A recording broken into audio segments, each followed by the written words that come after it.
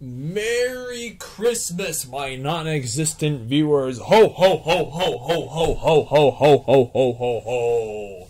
It is TVB, and as I stated in my last video, my top 5 favorite movies of 2012, this is going to be like the follow-up video to that. This video I'm going to discuss my top 5 favorite movies of 2002. And yes, next year I do plan on making like a top 5 like best films of 2013 list, as well as like a top 5 like best movies of 2003 list. You know, because this video, my last video, I really wanted to like honor the films that turned 10 years old and 20 years old. You know, this year, 2022. And next year, I'm going to do the same thing for the films that turned 10 and 20, you know, that year for 2023. Man, we're approaching 2023, and, like, I'm recording this on Christmas Eve, December 24th, and, you know, tomorrow's going to be Christmas Day, and, you know, Saturday's going to be New Year's Eve. It's just, oh my gosh. 2022, I'm still not entirely sure which year is my personal favorite year. It's either this or 2021 last year, because I graduated from college last year, and if I went back in time, if I could, like, see into the future, and if like 23-year-old me last year saw like myself a year later like in Nebraska of all places, because like I knew that I'd be like leaving Fort Collins at the end of this summer, at the very latest, like end of July. I knew I'd be leaving Fort Collins, but at the time, you know, Christmas of last year, I had no idea that I would like go to Colorado Springs for a zoo internship and then do another zoo internship in freaking Nebraska of all places, to juggle that internship with DoorDash and a part-time job and you know, like, and Scottsbluff, Nebraska. Like, man, it's just everything that's happened in the past year. I'm so like grateful. It's been an uphill fight. It's been very hectic. I've been very busy, which is why I've waited so long to make these videos. And I figure, you know, it's Christmas. It's now or never. I gotta get these videos done. And I promise you guys, for my videos when I make like my top 5 best films of 2013, 2003 videos, I'm not gonna blow it off nearly as long as I did for these. I did this year for like my favorite films of 2002 and 2012. So I already made my ranking video of my favorite movies 2012. So I really wanted to just like share my top 5 favorite movies of 2002. Man, I'm like honestly dumbfounded that these are like these films are now like 20 years old now. It's just crazy. And keep in mind, these lists this is not objective in any way. This is purely based on my opinion. And from what I've seen, I mean, you know, 2002 was just such a long time ago. I'm sure, like, I was only like, I turned 4 years old that October. Like, I was like a baby. Like, I was a toddler. Like, you know, just starting preschool at that time. So I'm pretty sure there's a lot of great films that came out this year that I've missed. But I do have 2 honorable mentions: Treasure Planet and Gangs of New York. And like, these are 2 films. These are 2 really great films. I'm really bummed I wasn't able to put them like on the list. Treasure Planet, you know, the late 90s and early like 2000s was kind of like a dark age for Disney, and it really upsets me to say that, because there were a lot of great film, like underappreciated Disney films that came out in the start of the 2000s. Like, there's Atlantis, Treasure Planet, Brother Bear. Like, Treasure Planet, everything about this film is just underrated. The animation is underrated. The characters are underrated. The setting and the story is underrated. The theme song, composed by Google Dolls lead singer, I'm Still Here, is underrated. And yeah, it's just like, it's such a cult classic, and I'm so bummed that it bombed as horrendously as it did, alongside, you know, the other 2 Disney films I just said, Atlantis and Brother Bear. And Gangs of New York, I just remember watching that movie in history class my junior year of high school, like, because we were doing a whole like American history unit. We discussed like New York during the 1800s, and Leonardo DiCaprio, obviously, like, that man should have won an Oscar years before The Revenant. Like, he was just so, like, you know, Leonardo DiCaprio has always been one of my favorite actors, and Martin Scorsese has always been one of my favorite directors. Those 2 are just a really great, like, you know, they have a really great dynamic together, with Martin Scorsese in director's chair and Leonardo DiCaprio, like, in his starring roles. Like, again, that same chemistry they had in Gangs of New York was brought over to The Wolf of Wall Street back in 2013. But yeah, those are my 2 honorable mentions. And let's just, without further ado, let's just hop into the actual list. Number 5!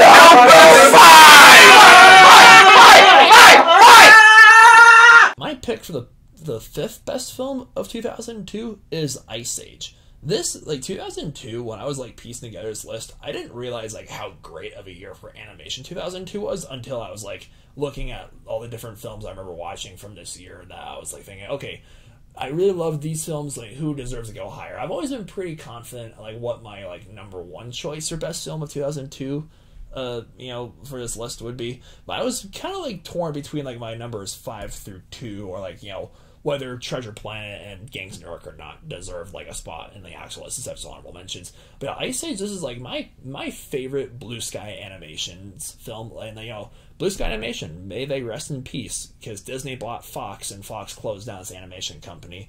But on the bright side of that, I'm sad that the studio is gone, because they've put out a lot of classics, like the first Ice Age film and the second Ice Age film as well as the Peanuts movie and Ferdinand and Rio and just a lot of great animated films. But on the bright side, at least I'll rest assured we'll never receive an Ice Age 6, because Ice Ages 4 and 5, the first Ice Age film is my favorite. Again, it's one of my favorite animated films of all time, as well as like other films you'll see later on this list.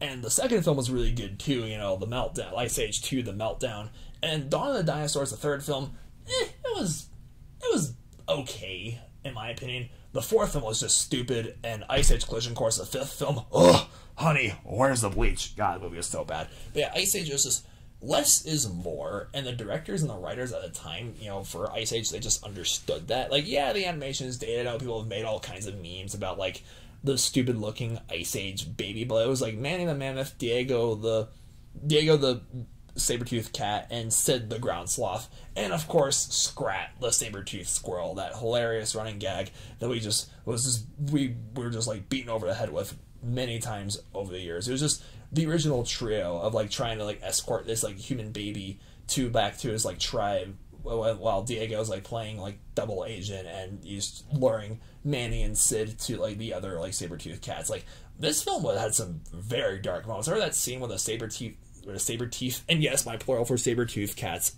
is saber-teeth, attack the village. I remember like having to skip over that scene as a kid because it was like, oh mommy, look, it's the scary part, like I don't want to watch this. And like, yeah, there's so many dark moments.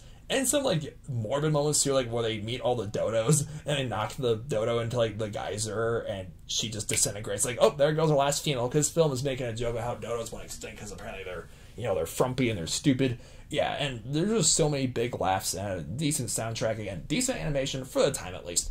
Yeah, Ice Age, I've been, like, super passionate about prehistoric stuff for as long as I can remember, and Ice Age really resonated with me as a kid, and still does to this day.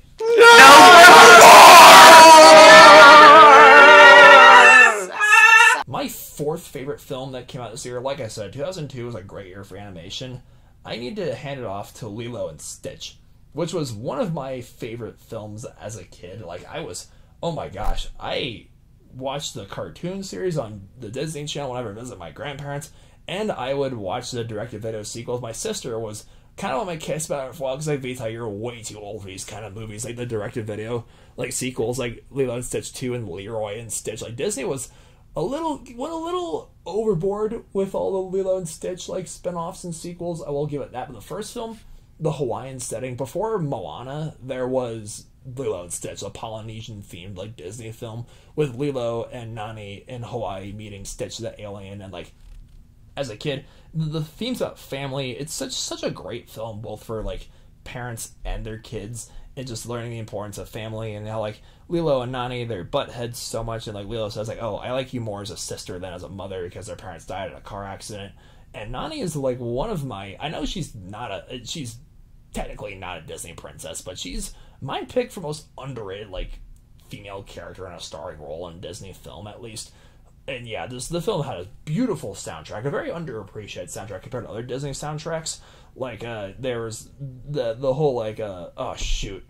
I'm gonna butcher the pronunciation. The opening song in this film, Hey Mele no Lilo, again, I don't remember the name off the top of my head, and Hawaiian Roller Coaster Ride, were just such gorgeous songs, and it incorporated, like, English with, like, the native Hawaiian language. It was just so beautiful and enthralling. And Stitch, he's so cute and funny and destructive all in one package. So it's like every time I rewatch that scene, this film, like Stitch has me like busting my gut, as well as Jabba and Pleakley and all the different like perils. That running gag with the fat guy on the beach with his ice cream cone, always dropping his ice cream. He wants to eat his ice cream, but something always happens where he drops it. That mint chocolate chip ice cream, oh, may it rest in pieces. But yeah, Lilo and Stitch, one of my favorite Disney films, and one of my favorite anime films of all time.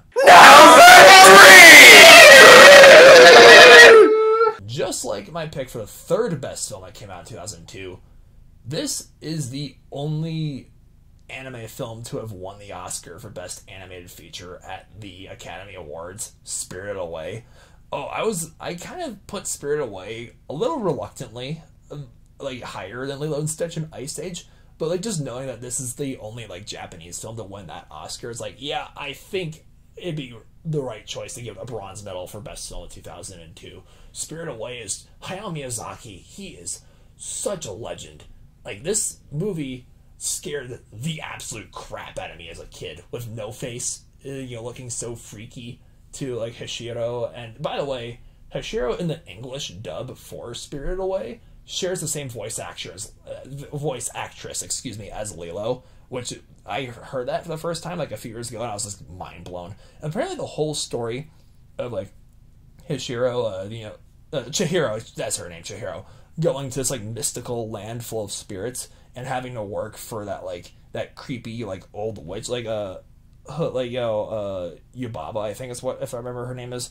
Yeah, like apparently Yubaba means old witch in Japanese, which is like the leader of like the whorehouse in Japan. The whole movie apparently is a metaphor for like child prostitution. Yeah, this film is honestly, it's like one of those animated films that you appreciate more when you watch it again as an adult. Because when you're a kid, there's a lot of themes. Like, yeah, it's still it's PG. It doesn't like warrant a PG-13 rating by any means. But there still is a lot of creepy, mature stuff to be said about Spirited Away, which is why I think it stood the test of time. And the animation. This was WatchMojo's pick for the most gorgeously animated film of all time, and I totally think it deserves that spot. It's my personal favorite anime film. I'm not a huge anime person. I've been watching Dragon Ball Super on Hulu lately because I saw the film Dragon Ball Superhero back in theaters in September, and it's inspired me to like check out anime more. I've seen the first 2 seasons of Attack on Titan, and I've seen like a few. Like I watch the Pokemon anime a lot, but in terms of like anime, I've always gravitated more towards the movies than like the anime TV shows. Like anime films like Hayao Miyazaki, again, he's such a legend. He's got My Neighbor Totoro and Princess Mononoke and Howl's Moving Castle, and of course, not from Hayao Miyazaki, we also have Akira. That's one of my favorite like animated films too. But yeah, Spirited Away was just what it did for the film industry, being such a huge milestone, being the first anime film, and still to this day the only anime film to win that Oscar. Is just so huge, and it stood a test of time, and it's a film I really want to watch again soon. Number 2! Okay. I picked for second best film of 2002, again, pretty close. I've always been really confident about my favorite film of this year. But, like, I was kind of torn through this and Spirited Away. It's like whether, like, I was going back, like, ooh, like, Spirited Away is going to get my second spot. No, it's my third spot, second, third. Ultimately, I gave my pick for the silver medal of 2002 to Harry Potter and the Chamber of Secrets. Last year, I said, when I did my top 10, like, top 5 favorite movies 2011, I put Deathly Hallows Part 2 as my number 1 pick for best film of that year. And I said that I was, like, kind of torn as to whether this or Chamber of Secrets my pick for best, like, film in the entire franchise. I finally got around to reading all the Harry Potter books earlier this year. Or, no, I didn't technically read it. I listened to it. I found a really great YouTube channel that unfortunately no longer exists because YouTube is so bullshit about its copyright policies. There's a really great YouTube channel called Harry Potter World that narrated all the Harry Potter books. I binge listened to it while strip mining in Minecraft as much as I could. Like, a year ago, when I helped my mom get all her stuff out of my dad's house, we listened to the first book on tape while driving across the country, hitting up zoos along the way. And I listened to Chamber of Secrets and Prisoner of Azkaban and Goblet of Fire, like that fall semester when I was wrapping up my studies at CSU. And then after I graduated, because I finally had more free time on my hands because I was done with college, I got on listening to to Order of the Phoenix and Half-Blood Prince and Deathly Hallows.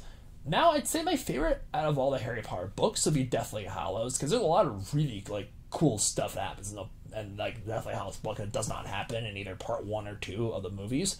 And my favorite out of all the Harry Potter movies would be Chamber of Secrets, because the first 3 Harry Potter movies do follow the books very well. They mostly just cut things out just for the sake of pacing. Like, the Chamber of Secrets book has the scene where Nearly Headless Nick's death day party, where he invites Harry, Ron, and Hermione to see him on his death day, because ghosts in the Harry Potter world, they have both birthdays and death days because they're dead.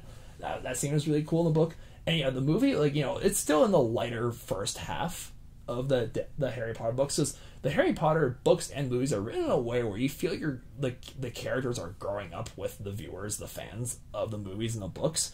You know, obviously, like, this movie's PG, while Deathly Hallows and the Order of the Phoenix and Goblet of Fire are PG-13. So the maturity just feels it feels organic. But Chamber of Secrets, not only was it lighthearted and comedic, it also balanced that with mystery, action, drama, and even like a pinch of romance. Like, this Chamber of Secrets is excellently balanced out all the really intense, scary moments, like the Whomping Willow scene, the scene with Aragog and him sending all of his like spider children after Harry and Ron in the forest, and the car saving them, and like having to drive out of the forest, and the final battle between Harry and the Basilisk, and when Tom Riddle is revealed to be Voldemort. Just the mystery, the scene where they're piecing together a puzzle, like trying to figure out who the monster is in the Chamber of Secrets and why like people, like kids around Hogwarts, are being petrified.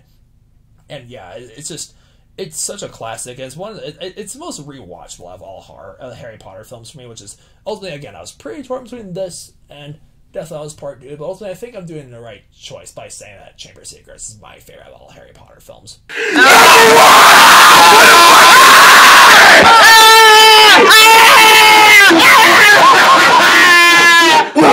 My pick for the best film of 2002, and anyone who's known me or has been subscribed to my YouTube channel for long enough should really not be surprised by my pick for best film of this year, because it's the second film in this trilogy of films. And it's not only my favorite film of its respective year, not only is its predecessor my favorite film 2001, and its follow-up my favorite film 2003, these three films are kind of like, I compound these together as just like my favorite film of all time, viewers. Not just of 2002, not just of the 2000s, but of all time, and that is Lord of the Rings, The Two Towers. Oh my gosh, I'm like very close to finishing Return of the King, the book. Like, I found a really great audiobook of like the Harry Potter, of the Lord of the Rings trilogy, while I listened to it while like playing Minecraft.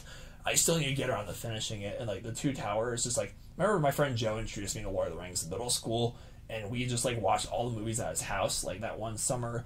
And yeah, this and Harry Potter, like, I generally wouldn't be the person I am today without the Lord of the Rings trilogy or the Harry Potter, because I have Lord of the Rings and Harry Potter, as well as other fantasy classics like Skyrim, Pokemon, Avatar: Last Airbender, and other greats to thank for inspiring me to write fantasy and sci-fi, because I graduated from CSU last year with a degree in English, with my concentration being creative writing, and of course I had my zoology as a minor.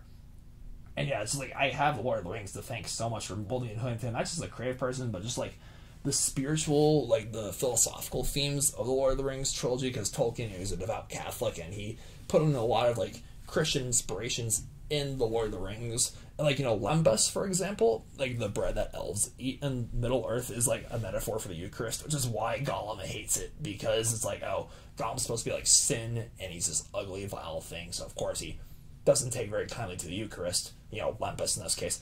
And just the characters in the Lord of the Rings, such an unforgettable cast of characters. Frodo, Sam, Merry, Pippin, Gandalf the White. He becomes Gandalf the White after being Gandalf the Grey in Fellowship of the Ring, and Legolas and Aragorn and Gimli and Eowyn and Gollum, of course, and just like the battles, the action scenes, the scene of the wargs in the middle of the film, and the Battle of Helm's Deep at the end of the film, and Treebeard, the Ents! Viewers, the Ents! I remember, like, my friend Joe and I, like, a few years after Joe showed me, we showed my friend Anthony in high school, and we're watching this scene where, like, the Ents just trash Isengard and take it back from Saruman, and Anthony's like, guys, I think the Ents are a little OP. Like, hey, Tolkien, can you, like, nerf Ents for next season of Middle Earth, please? Yeah, oh my goodness, like, honestly, I could talk about the Lord of the Rings, like, trilogy, and the books and the Hobbit just like all freaking day. Back in October, when my YouTube channel turned 9 years old, I made a classic movie review for Avatar, which is my third favorite film of all time, because there's a remastered version that was put in theaters back in September, and, you know, the sequel Way of Water came out recently. Love the heck out of that. I made that like spoiler, like that classic movie review for Avatar 40 minutes long. If I were to do a classic movie review for Lord of the Rings trilogy like what I did for Avatar, it wouldn't even be like a review for Two Towers or Fellowship of the Ring or Return of the King, it would just probably be like an hour and a half long, like, love letter to my all-time favorite films. That's how much Lord of the Rings movies mean to me, guys. And still will, always have been, and always will. And yeah, there you guys have it. These are my top 5 favorite movies 2002, and you guys have my top 5 favorite movies 2012. And thank you so much for such a... I know my uploads have been kind of hit or miss throughout 2022. This year is like... It was just so hectic, you know, just trying to, like, make... You know, get the ball rolling my career, because I'm a grown-up now, and, like, I'm trying to, like, put my degree to use and, like, get a full-time job at a zoo at some point. It's been very difficult, so naturally speaking, YouTube kind of takes a backseat because I just have bigger things to worry about at the moment than making YouTube videos, which is why I waited so long to making these videos, and I don't want to let that happen again for, like, future videos like this. So yeah, thank you for understanding, thank you for watching this video, have a very Merry Christmas, subscribe to my channel please, and stay beastly.